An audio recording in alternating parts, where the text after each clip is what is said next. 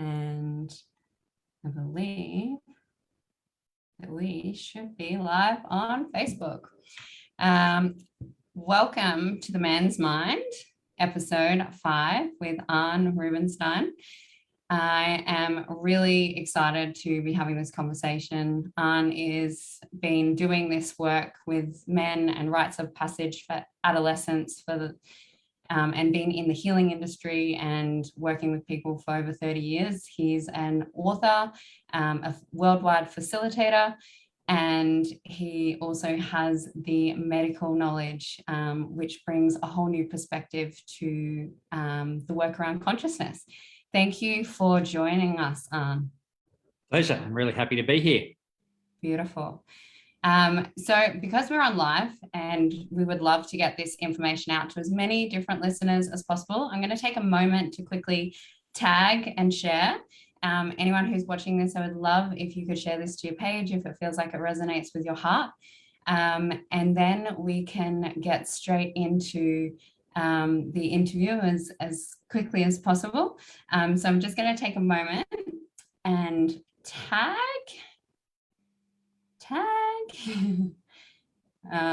the lovely technical difficulties that you have with Facebook and censorship. Yes, and I can see it on your page through my phone that it's live. Do I just push share, do I? Yep, beautiful. That's all you have to do, and I've tagged you. So it should now go to all of your followers. Obviously, you have the censorship. And once you've shared that, it will go on your page. So when you're ready, Done. Beautiful. I know that you've been doing men's work and working with adolescents for quite a long time. And you work with people all over the world, and you're a facilitator trainer.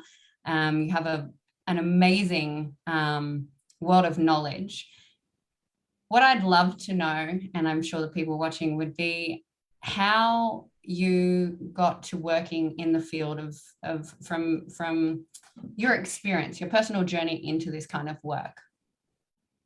Sure. Well, where to begin? But maybe I'll start with the first time I ever went to a men's gathering. And that's my notifications. I should also try and turn off notifications so they don't make noise. If another one comes up, I'll do it. I went to a men's program, and this is actually 1992. So I'm showing my age. I'm 57 years old. And mobile phones were just starting to come out. In fact, I think at the first men's gathering, I didn't have a mobile phone yet. Anyway, so I went to this men's gathering, and there were 64 other men there. And I remember going to this gathering and thinking, I wonder what's going to happen and what we're going to talk about and everything like that. And they said to us when we arrived, you're not allowed to talk about sport, what car you drive, or how much money you earn. And I know it sounds very cliche, but literally there were blokes standing around saying nothing and around a fire. But then it got going, and it was an extraordinary experience. And what I realized was that basically all the men, including me, shared 5 major problems. And pretty much every man had those 3, 4, or 5 of those issues. And the first one was unresolved stuff with our own fathers, not having been seen, acknowledged, blessed, whatever you want to call it, by our fathers. That was the first issue. The second issue is, what am I actually going to do with my life? What am I here to do? What's my real purpose? That was number 2. The third one is, when am I going to feel like I actually am a man, not a boy in a man's body? The fourth one was, oh my God, how do I be in a relationship? How do I actually be in a relationship in a healthy way, given that I never had any education around that and the role models were not great? So how do you do it well? And then the fifth one is, if and when I become a father, how do I be a good father? And it astounded me to see that those 5 issues were shared by so many of the men. And then someone said at the end, imagine if there'd been someone there for us when we were teenagers. Imagine if we'd sort of been able to talk about this stuff and learn about this stuff when we were teenagers. It could have changed our entire lives. And that was the first time I ever heard the word rites of passage. And the men who were facilitating this weekend, who I really saw as mentors, and I'd never had a mentor, but here were older men who I could look up to, and it was quite extraordinary. They decided to do a father-son program, and they asked me to come along. I think they asked me because I was a doctor and they wanted a bit of credibility and a few different things like that.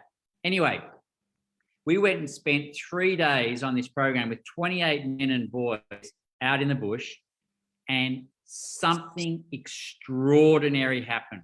And it wasn't just a good weekend, it was a life-changing event. And I saw in that moment the power of bringing together men and boys, letting the boys sit there and listen to stories and then ask any questions they wanted to, creating challenges, and then also just seeing the beauty in these boys and telling them, the gifts that we see that they had. And I saw the incredible impact that program had, which then sent me on a whole journey of exploring and studying rites of passage all over the world, and then discovering the similarities in rites of passage all over the world, and looking at how we could bring them into a modern context, into a modern program. And that was the beginning of the end of my medical career, I have to say, because whilst I loved being a doctor, I also became very frustrated with the system and how we were much more treating symptoms than getting to the cause of the problems. And, it was a privilege being a doctor, but I had, as I say, growing frustrations with it. And with rites of passage, I'm, nearly 30 years down the track, and I'm get more and more blown away by the potential and the depth of what we can create in our communities by having healthy rites of passage. So there's a couple of things there that I wanted to touch on that I'll go with first about how you were growing frustrated with the medical industry and how you were treating the symptoms and not the root cause. And was that before you started the men's work, and you're already in that space of questioning the system and seeing different people come in with whatever suffering and illness that they had, and then not knowing how to move forward in a more healthier way for people to actually start to heal? Well, I think actually a number of things happened in parallel. One is I started the men's work, which this program I described was the first one. The second one was that my marriage actually broke up, and I had my two sons who were 18 months and 3.5 years, and both in nappies, and I became a single father pretty much overnight. And the third was just looking at my work, and whilst it's an incredible privilege to be a doctor, and the stories that people would share were unbelievable, and people you would like to think generally tell you the truth when they come and see you as a doctor, and they tell you the real truth. And it was just like getting a window into 20, 30 people's lives every day. And I was also doing emergency medicine. And so, I was around life and death. I've delivered babies. I've declared people dead, told their families. I've, done all those things. And it really is such a, it's a gift to be involved in that work. And I think actually being a doctor is a noble profession. But unfortunately, there's a shadow side to the fact that it's become much more about making money. And how many patients can you see in a day? Because the more you see, obviously the more you make, and that whole side of things. And my doctor, when I was growing up, I had the same doctor from when I was born till when I was 20 years old. He was the family doctor, Aubrey Sweet. I remember him. And yet in the clinics that I worked in, you know, people would see a different doctor every time. And when you opened up their history, all you saw was, you know, today's events. You know, we didn't have the whole 20 years experience knowing that person. And so I was just aware that it wasn't being done how I would ideally have liked it, or something like that. And so progressively, the rites of passage work that I was seeing more and more the impact that it could have became more important in my life. And the medical work, I could see, no, do I want to be doing this forever? And also I looked at the doctor who'd been in my town for 20 years, you know, 20 years older than me. And most of them didn't look very happy. They didn't look very well. They certainly didn't look healthy. And I was like, I don't want to be like that. And so an opportunity came up. It was like a window opened and I basically jumped. And it was one of those sort of key moments where I just knew and I went for it. It was a life-changing moment and definitely the best decision I ever made.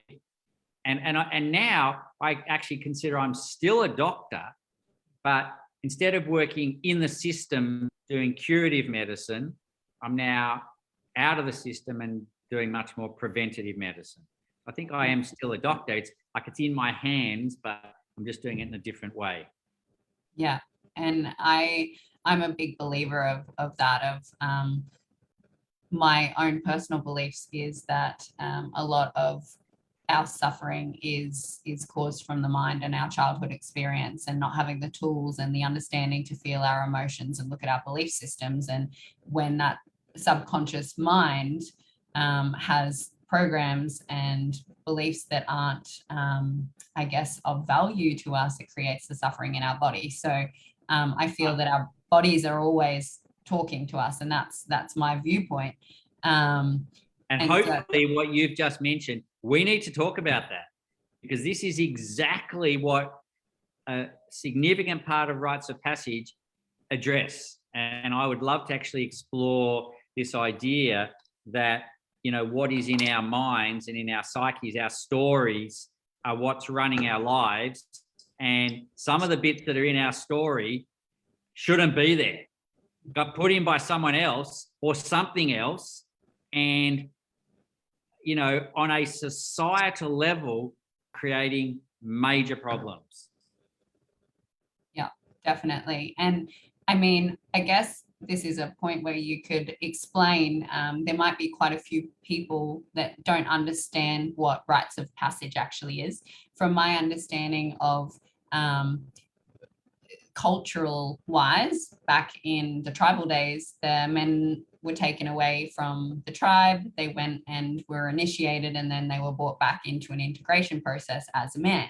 How can you explain what your terminology, or when you talk about rites of passage, what that means for the people watching? Sure. It is true that back in the day, the boys were taken away, went through an initiation and came back and were seen as men or young men. They also took away the girls, and the girls also went through rites of passage, and that's also something I hope we get to touch on. But basically, a rite of passage is something that transforms you and takes you from one stage in life to the next. And I look at it that it's like we're on a staircase of life, and we move from being a child to a young adult. We may end up as a parent, we may end up as a grandparent, an elder. So it's these steps, and there are all sorts of different steps that we go up, and there are steps that we go up in work, and they're all, you know, each level we're at in work is a different way of being in work, and there are rites of passage that we go through in life. Divorce is a rite of passage these days, as is marriage. You know, there are many things. Getting a car is a rite of passage. You know, I remember when I got my car and I got my license, I was transformed. Before that, my mum or dad had to drive me around, knew where I was going, had to be involved in it. All of a sudden, I had freedom. I had absolute freedom. I could just get in my car, go wherever I wanted, not telling anyone, and, you know, complete different way of being. Much greater privilege, but also much greater responsibility, because I then have to, you know, there's a responsibility of owning a car. So we are all going to move up this staircase, and we're supposed to move up the staircase. And the Indigenous communities created ceremonies to move people up the staircase, because they saw it as being the most important thing. They talked about maintaining social structure. So they wanted children to be children. And then once you were an adult, you behaved like an adult and you understood what it meant to be an adult.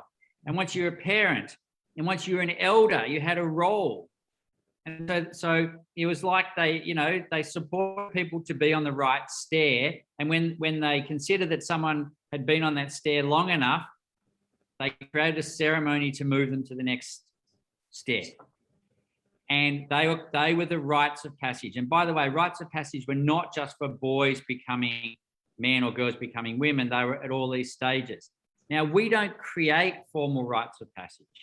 And so what happens is people either create their own or they're created for them by life.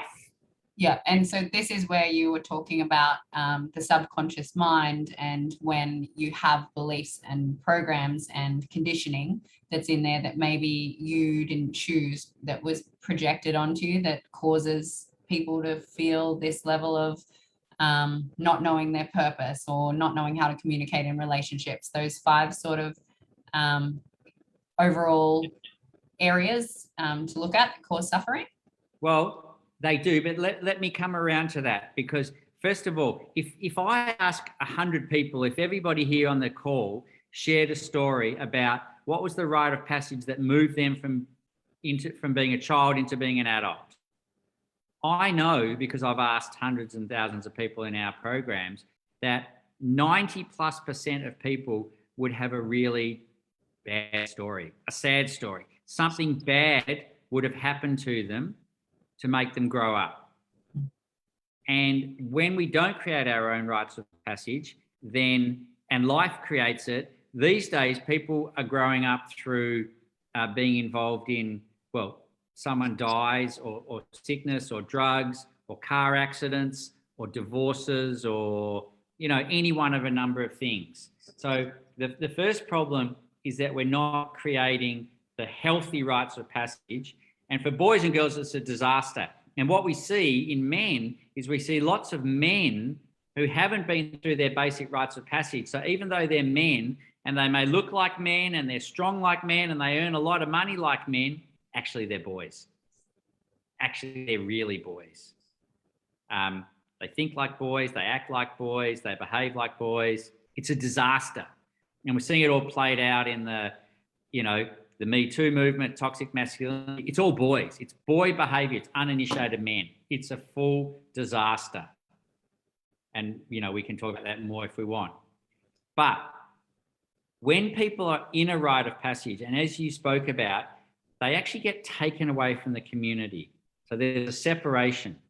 And when they go into a place to go through their rite of passage and transform from one stage to the next, let's say boy to man. And actually my work has been around, what do you need to do in the space to create a transformation? How do you actually create transformation? And in order to create transformation, people have to be open to it. So in all of our minds, we all have a psyche, we all have a set of beliefs and values. And it's like a box which has all of our beliefs and values in it. You could call it our operating system. And that operating system got coded into us. Some of it we were born with, and some of it got put in by what a teacher said to us, or what the school bully said to us, or what the person who abused us did to us, or what society is telling us. And all of these things are in our operating system, and they're running our show. And as we said before, and any trauma that we've been through, that's all in our operating system. And if we never change it, that trauma and those things that'll happen, that'll run us for the rest of our lives. And we don't want that, because they're unhealthy behaviors. And so when we're in the rite of passage space, one of the things that happens is our psyche opens, our operating system gets exposed, and we actually have an opportunity to see it, and to not only see it, but to change it. I guess if you send your computer for an upgrade, you know, it has to first of all be taken offline, and they fix up the glitches amongst other things, and they give you an upgraded operating system. Well, that's what a rite of passage is. You get taken offline, the glitches get removed, and you get an upgraded operating system.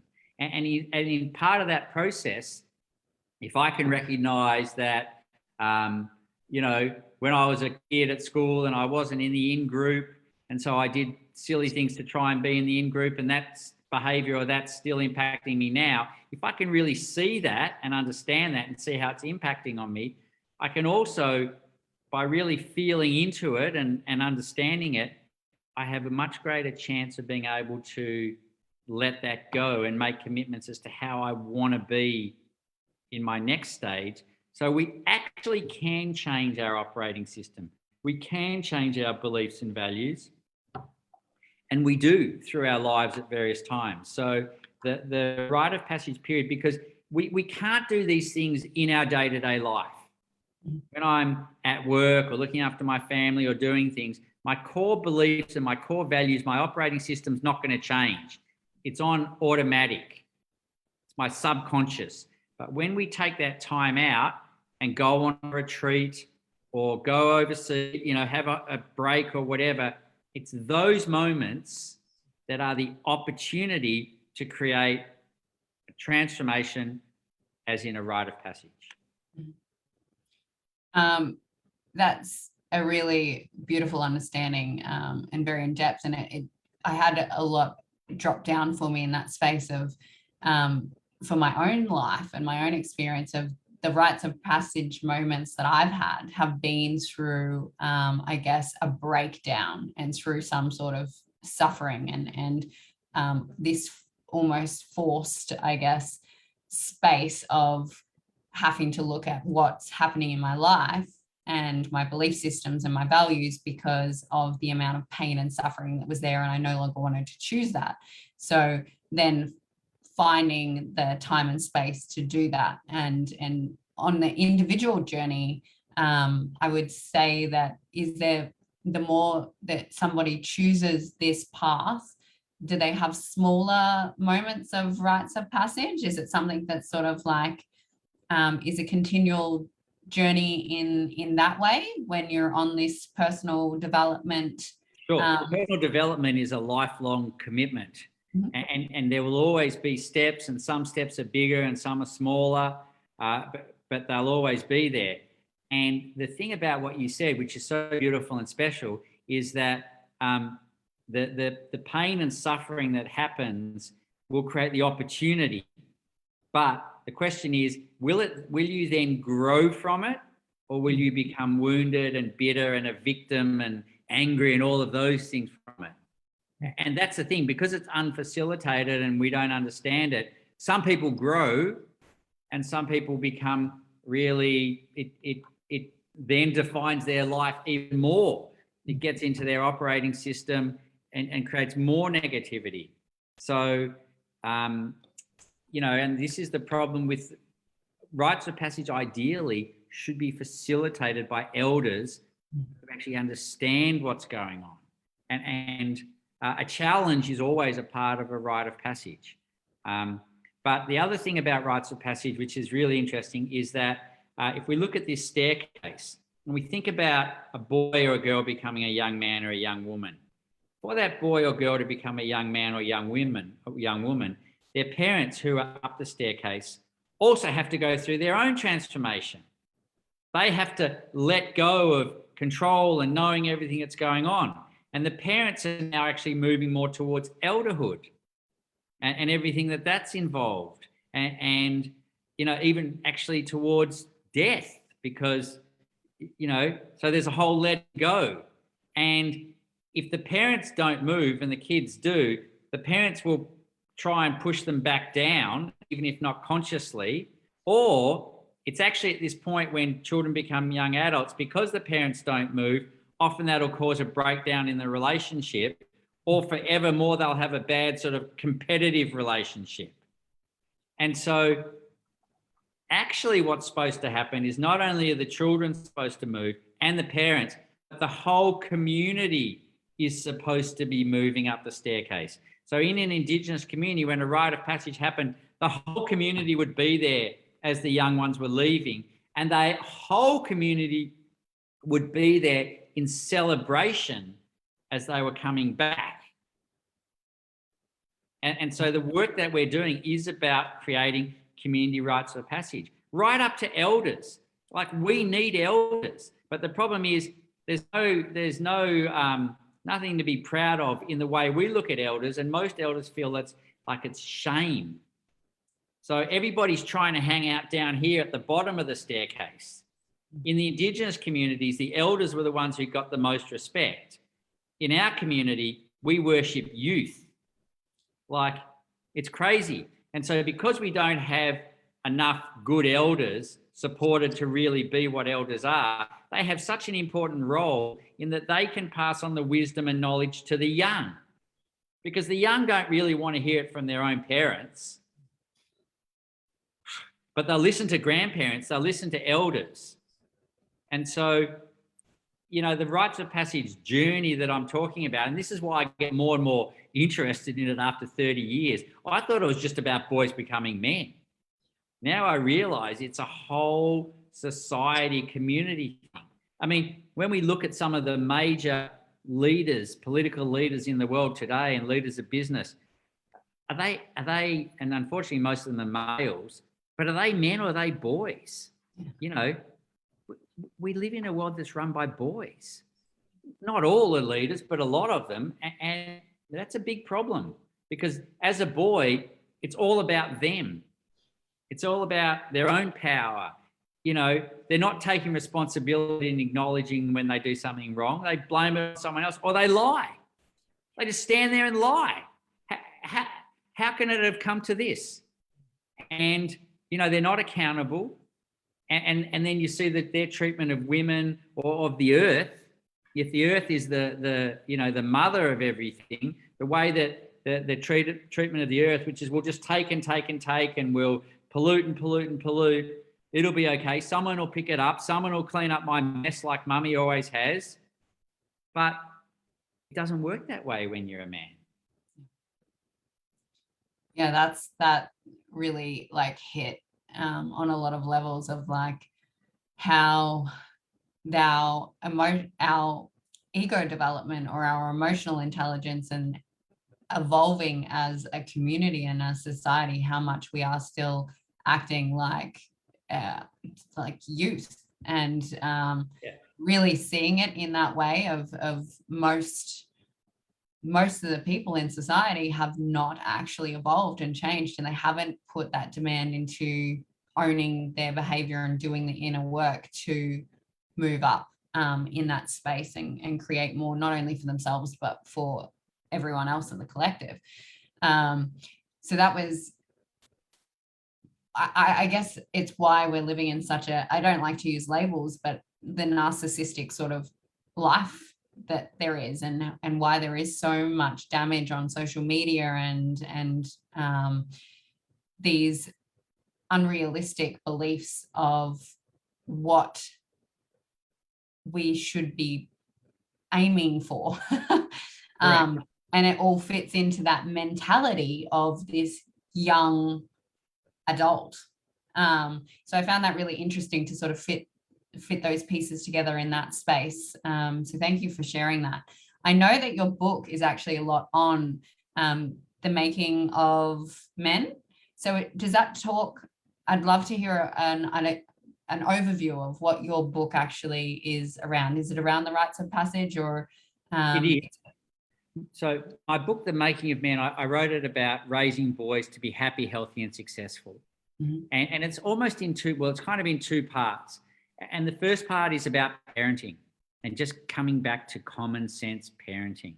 In fact, we've started a program in our organisation called transformational parenting, which is about parenting with the recognition that we are, we're taking our children on the journey, and they come in as babies, and then, they become young adults, and then they fly free. And it's our role as parents is to actually support them on that journey. So the first half of the book is about parenting, and the second half is about creating a rite of, a rite of passage for boys, and also talk about the difference between boys and men. And we wrote a model on boy behavior versus healthy man behavior, where boy behavior is, I'm the center of the universe.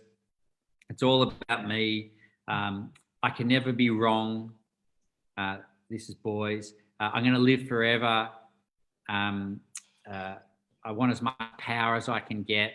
And I want a mother. I want a mother to do everything for me.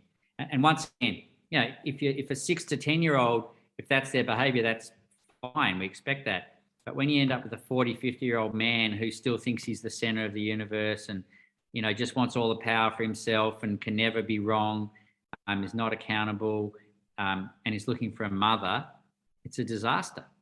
And so we talk about healthy man behavior, which is, we understand we're part of the universe, we're part of a community.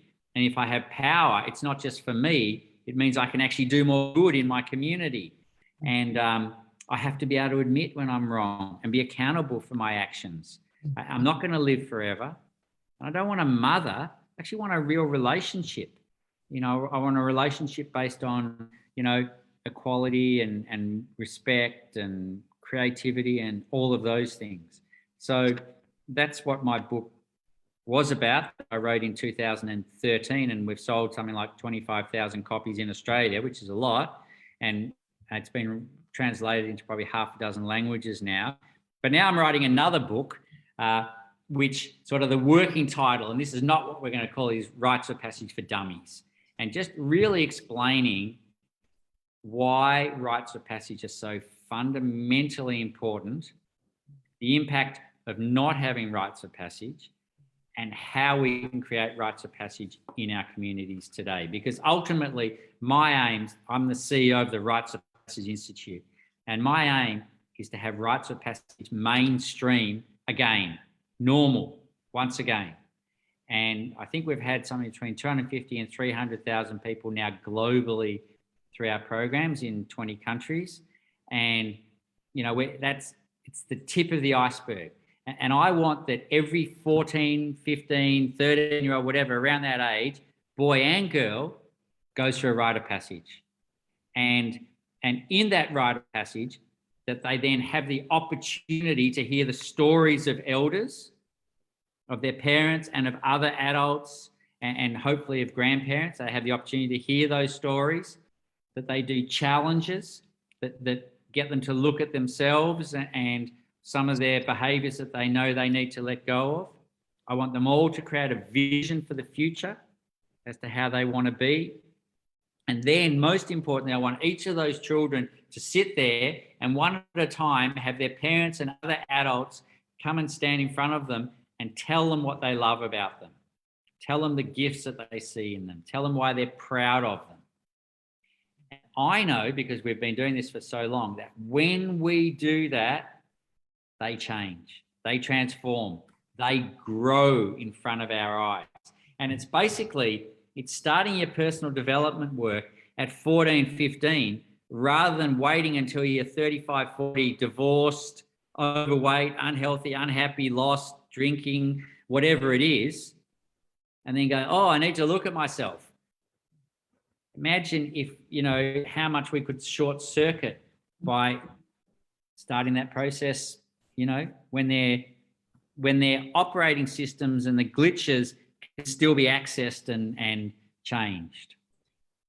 And this is just so amazing to hear from you after some of the conversations that I've actually had today on my own parenting experience. And I am a single mum, and I have a 7-year-old little boy, and I do this work, and I work with men, and I understand the way society and conditioning and how a lot of men or a lot of boys are raised in families by their mother, and then they go into the education system, and it's mostly females.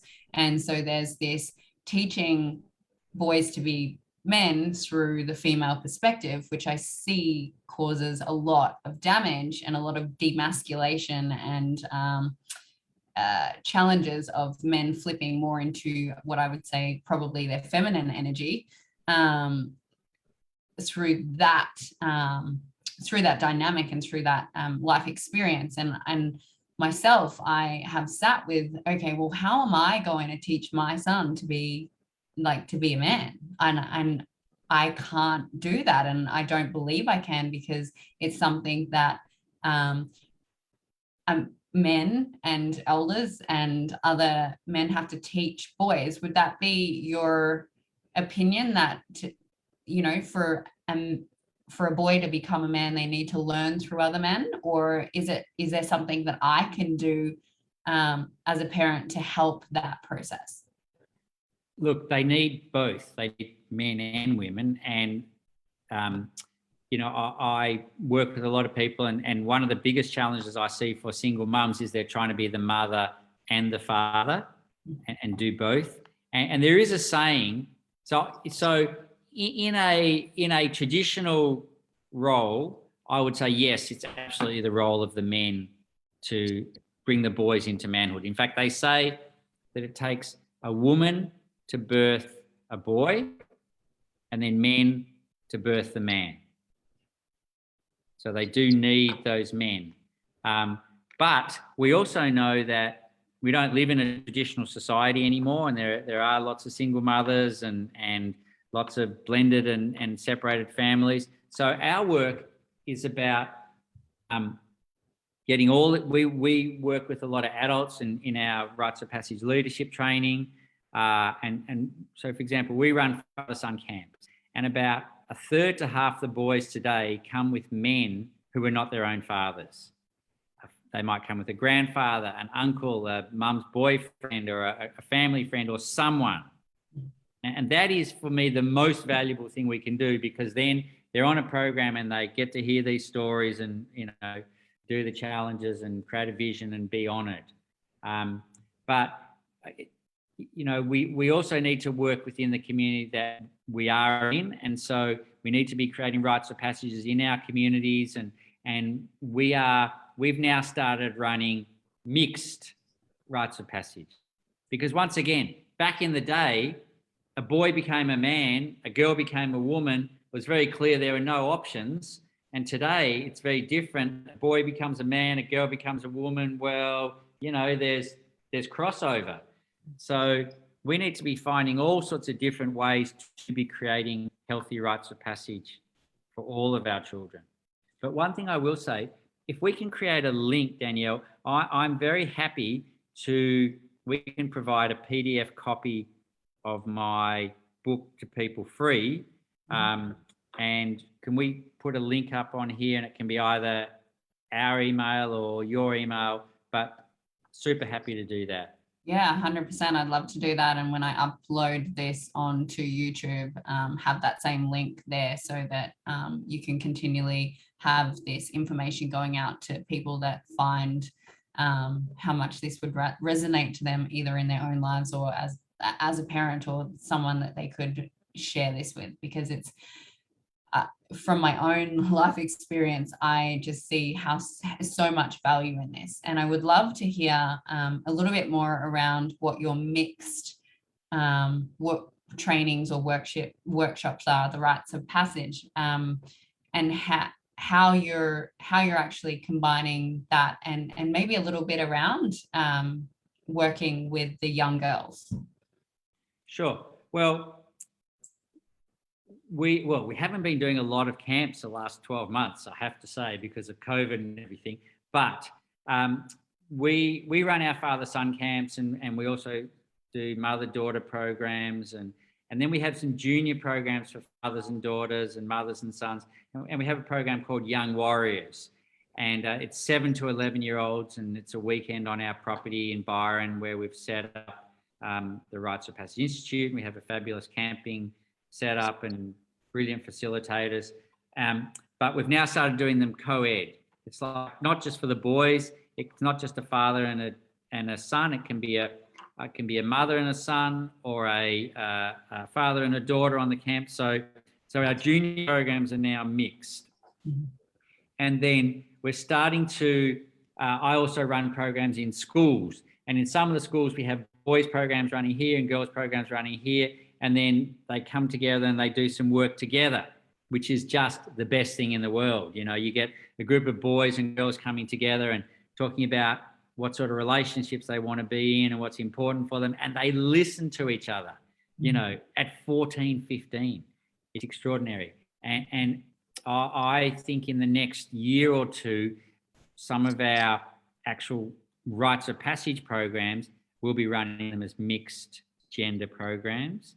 And every time we have moved from being single gender programs in any way to mixed gender programs, the programs have changed because of that, and there have been some wonderful things that have come in.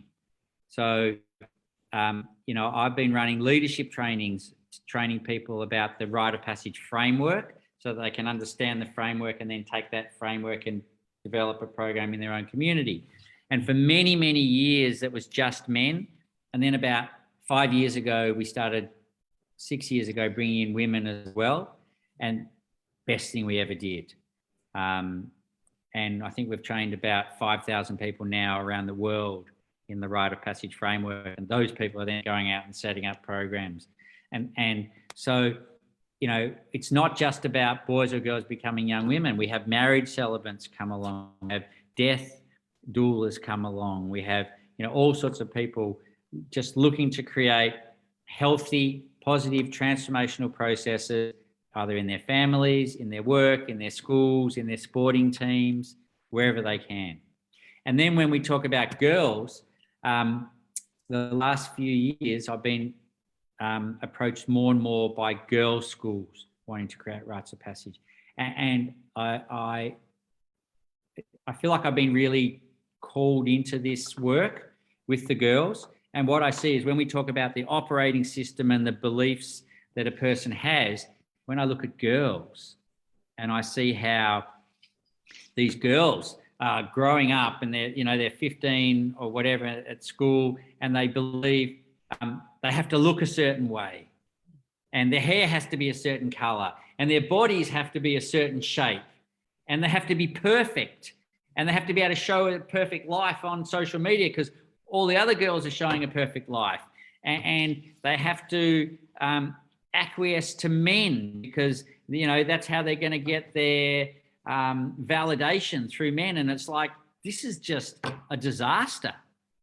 And I also believe that, you know, we have a massive imbalance in our power and leadership, and we do need absolutely to be bringing way more women into positions where they can have much more influence and power. And when these girls are leaving school still with the operating system that it's about how pretty they are or how good they are or how perfect they are, and they have massive anxiety, that stops them going for certain jobs. It stops them going for promotions. It's like they're already behind the 8 ball.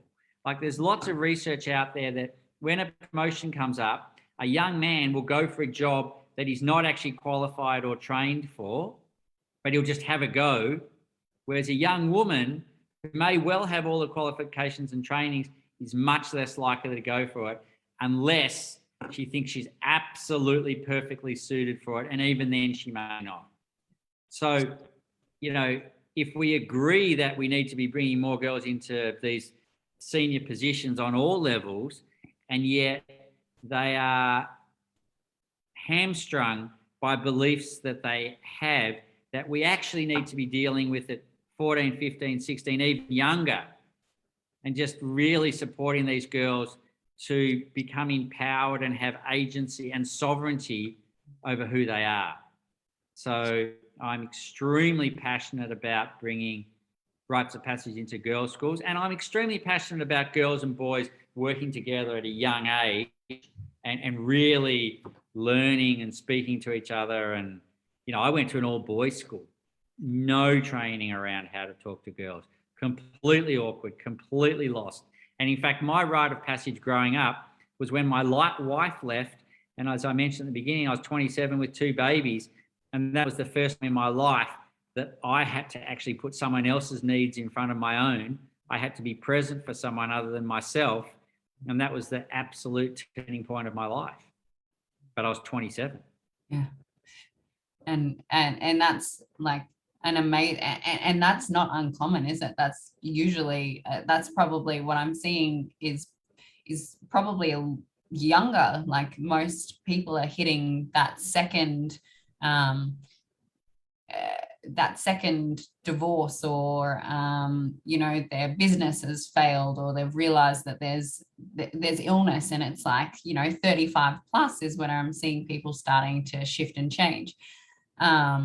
So it's definitely something that needs so much awareness and focus. And there was something that you said earlier around where you see the transformation when you're doing this, and talking about how the parent will say what they love and give that positive reinforcement and value, and that recognition is it mainly through verbal support and validation that way, so that child is not left with those beliefs, I'm not lovable, I'm not good enough. Is that sort of where the shifts and change happens? Is that understanding of, oh, maybe my perception of what I've received is different because I'm hearing something different, I'm experiencing something different?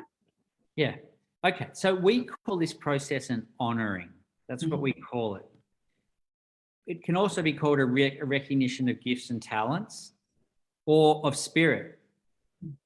And we don't have to be spiritual to do this work. We don't have to believe in God. We don't have to believe in spirit. Absolutely don't have to.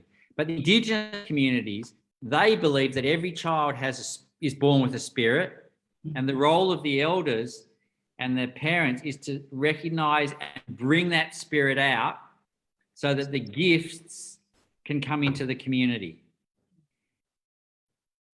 And I believe that every child has their own natural gifts and talents and a genius and a spirit, but you don't have to believe, but by the way, and we need those gifts in the community.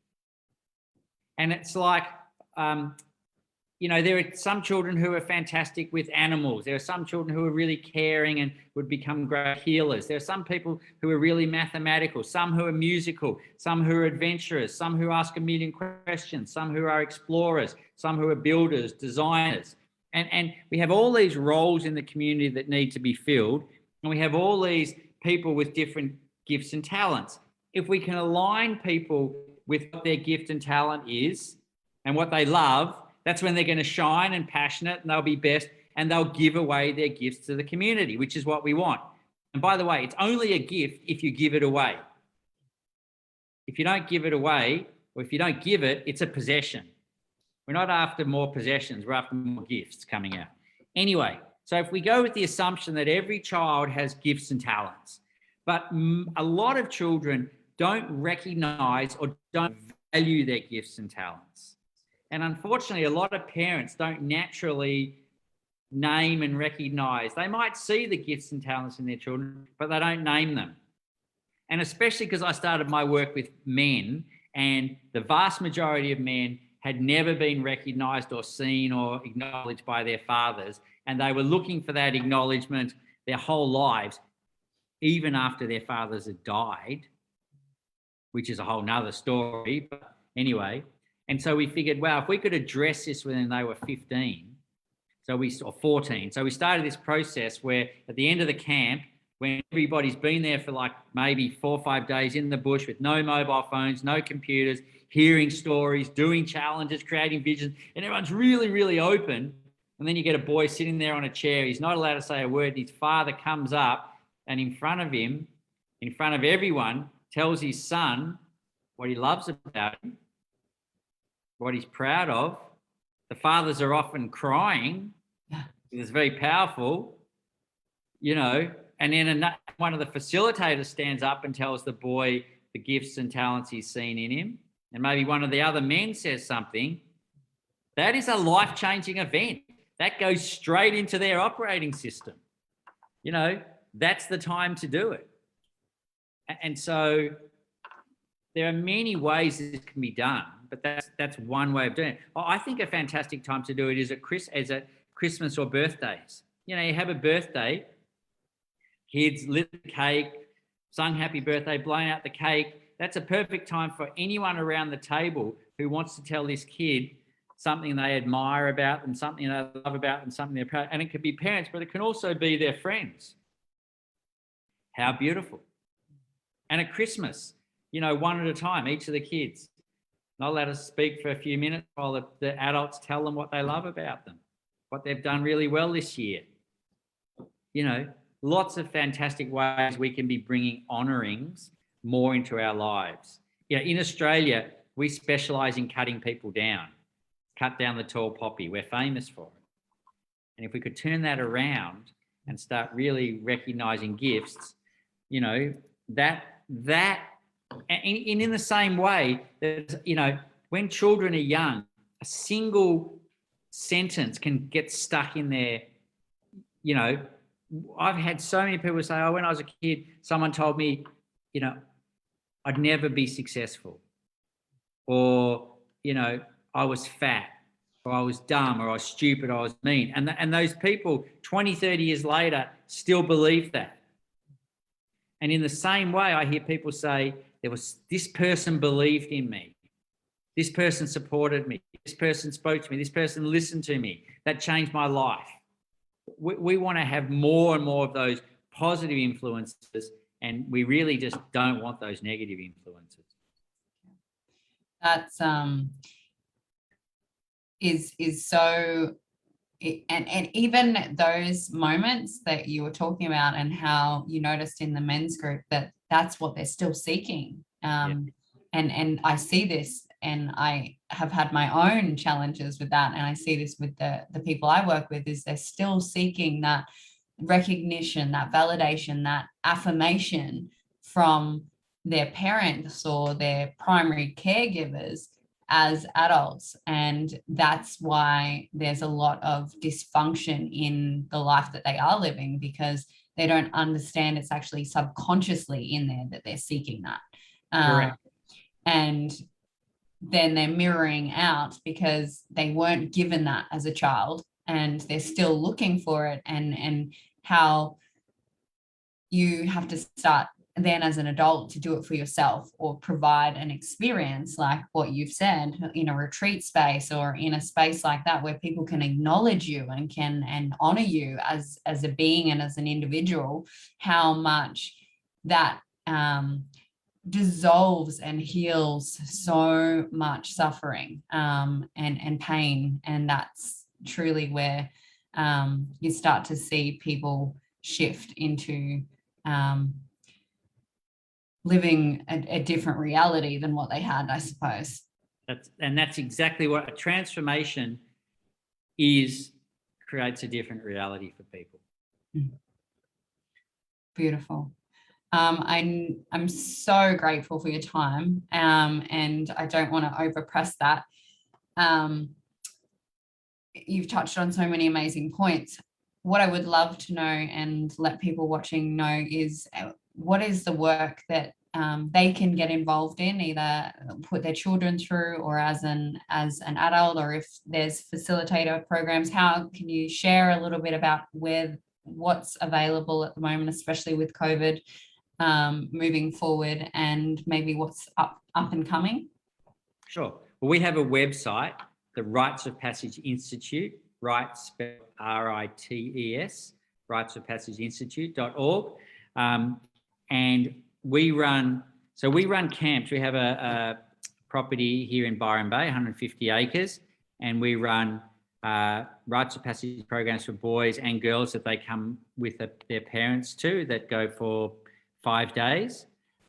We also have junior weekends, our Young Warriors programs, our father-daughter weekends, our mother-son weekends for children between 8 and 12 years of age, and they're all on our website. We also I run a 3-day leadership training in the Rite of Passage framework that I run every few months, and that's a fantastic opportunity for people who want to learn more about Rites of Passage and are interested in creating something in their at home or for their own children or in some different way. And there's information on that on our website. We do have we have an online journey into Rites of Passage, which is a 6-part series about Rites of Passage. But we have a Facebook page, the Rites of Passage, a Rites of Passage community. And so if people join that, then we send out information about different things that we're doing. And, we have a YouTube channel and all the usual stuff. Our website is really the kind of the place to come. And then we, have resources. We have a page where we tell people about other programs. There are more and more people running Rites of Passage around the country and around the world as a result of our training, which is fantastic. And we don't want to own the space of running Rites of Passage. We want to support and train people so that they can set up their own programs in their own way, in their own communities. And then finally, we work in a lot of schools now. And what we do is we come into schools and we help them, we look at their wellbeing program and basically analyse it and see if that's meeting the needs that they're after. And then we work with the school to help them to design Rites of Passage for their students and train their staff or help them recruit people to be able to run those programs in-house and ongoing. So that's some of the things that we do. And hopefully my book will be out in another 6 to 12 months. Who knows? Absolutely beautiful. And there's so many options. And some of those sit here for me of facilitating for my own children. I personally am so grateful for your time, and it's been an honor because I've got so much out of this that's just been a flow on from what's been in my experience and in awareness in the last few days. And I am very interested in looking at you're facilitating so that I could bring that into my own home. And perfect. I'm so grateful for your time, Arne. Thank you so much for joining us and giving us your insight and knowledge. Thank you so much. It's a pleasure. And, like I said, for people go to our website, there's a contact page. And if they contact through there, we'll be happy to send out a copy of my book, the PDF. And look, I want to say a huge thank you to you. I mean, you've obviously, we're talking about honouring and gifts. You've obviously got a gift at being able to set something up like this and do a whole series of interviews and get people to come along and listen. And you're very passionate about it and about healing and working with people and personal development work and everything like that. And, that's a gift. And it's something that you're bringing to the community. And so I want to thank you for doing that. And to be honest, it's a pleasure for me to be on this sort of a program. It's not if this is my work that I get here to sit and talk excitedly for an hour about what I do and have people listen, fantastic. So thank you. Thank you. I really feel that. Thank you so much. So much gratitude. All right. Thank you again. And I guess that's goodbye from us then.